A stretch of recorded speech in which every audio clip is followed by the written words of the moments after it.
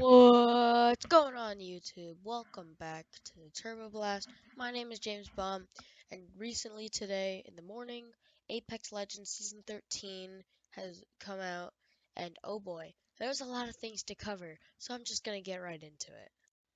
So the first thing you're obviously gonna notice is the new legend added, Newcastle, who's a heroic defender.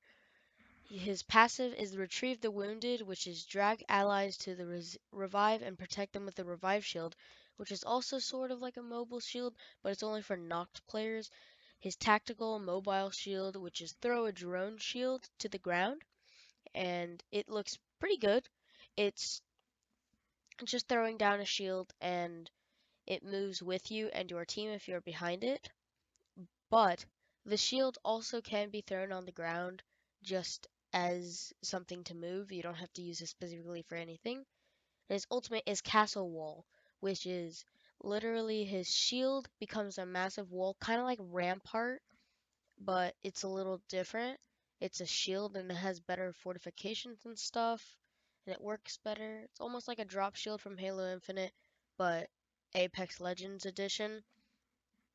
But he's available now and all of that. There's also the new battle pass, which we'll get to in a little bit. But the new map update has come out.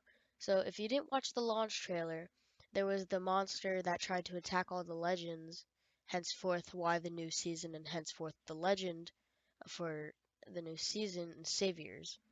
But on Storm Point, which will be available for the next 6 days for rotation purposes, there's the new POI, which is the washed-up sea creature known as the Down Beast, which is unique experience for Apex Legends and an organic combat zone and a refreshing change from man-made architecture.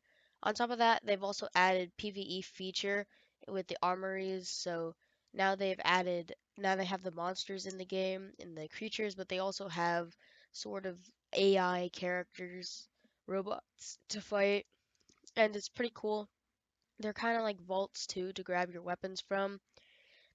And basically the map has new AI places everywhere, so don't have to go specifically to the new place to find it, but it would be cool to go to these places to go kill players because this is where the most places is going to be to kill those people. So for map rotation has been changed. Finally, after a long time actually, the map rotation is finally different. The map rotation for the season for Saviors will be Stormpoint, Olympus, and World's Edge, which are pretty much just the basic ones other than one. And they're also removing the 2-hour rotation block because you don't have to play for specific 2 hours on one map just so you can have more time on other maps. They have changed it to less time. They did not specify how much time, but we won't know until next Tuesday when the map change finally comes back. Finally, Ranked is also reloaded and reimagined, adding the tier demotions, which means if you lose a match or do too many things wrong, you will eventually lose stuff just like Halo Infinite. And the entry cost adjustments and a network of ranked points to promote team play. Basically, you need more stuff instead of just getting to like season 10 to actually play ranked. You do have to actually try and be good at ranked to be pretty good at it. And the current ranked is around team play for victory and accuracy and skill for competition, which means the more kills you get, and if you get more kills or not, and if you get wins, is the best part of the thing, because that's what you're looking for. That's not what everybody else is looking for.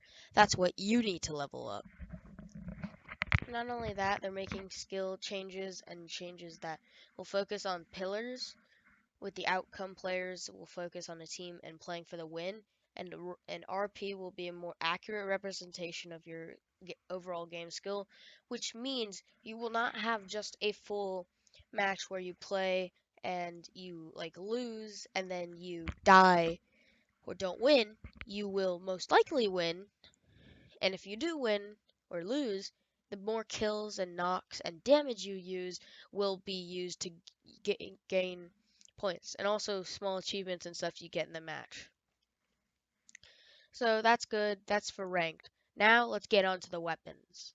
The weapons have gotten a lot of updates this season. First off, for the balanced updates, just to go ahead and start for Fortified Legends, Fortified will no longer reduce headshot damage, which means if you have a thing or shield, just saying Newcastle, if you have Newcastle or you have Gibraltar, basically that will be the same headshot damage as anybody else. That won't change.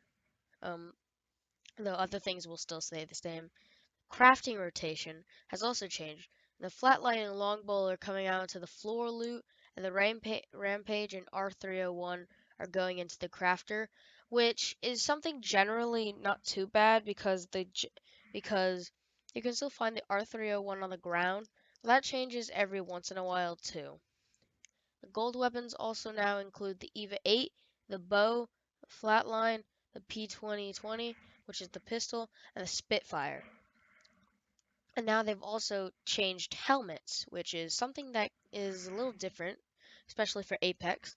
The blue helmet headshot damage has changed from 40% to 50%, and the purple damage helmet has increased from 50 to 65, which means now there's a better chance at getting living in chances where you have a blue or purple helmet because of that. Now let's get on to the weapon things, which have a bit of changes, but I'll try to go over them as quick as I can to get on to the rest of the things. Let's start off the Kraber, which is the sniper, has headshot multiplier down from 3.0 to 2.0, the damage reduced from 145 to 140, which isn't too bad unless you hit 2 shots and it's not an automatic full kill or 3 shots. The Rampage is increased reload time to 2.6 to 3.1 and slightly increased handling times. The L-Star has reduced headshot damage multiplier from 1.75 to 1.5, reduced headshot distance from 64 meters to 57 meters, and an overheat cool-off time increased from 2.5 to 3.6, but also has slightly increased handling times, which is better for hip fire and recoil. Devotion has a lot of things, so I'll go through over these a little bit. The damage reduced from 16 to 15, reduced headshot damage multiplier 1.75 to 1.5, reduced headshot distance from 64m to 57m, the increased reload time from 2.8 to 3.2, draw time increased from zero point 0.8 to 0 0.7, time holster time increased from 0.75 to 0.65, raise time increased from 0.65 to from 0.55, lower time increased from 0.6 from 5 from 0.5, which is a lot of updates for this gun because most people won't pick this up, but now they'll seem to pick this up more so that they can get more gunplay with this. Now the Havoc has only one update, so there's the dual shell and the Mozambique and Peacekeeper, so I'll go over these.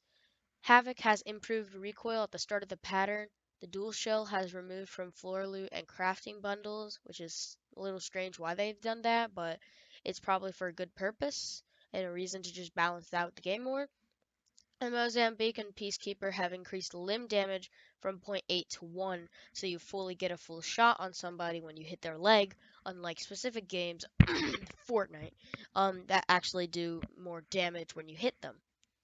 The crate weapons have also changed, so the Spitfire is back to floor loot, and the Mastiff is into crate, which means that the Spitfire will be easier to find. But the Spitfire has also been changed.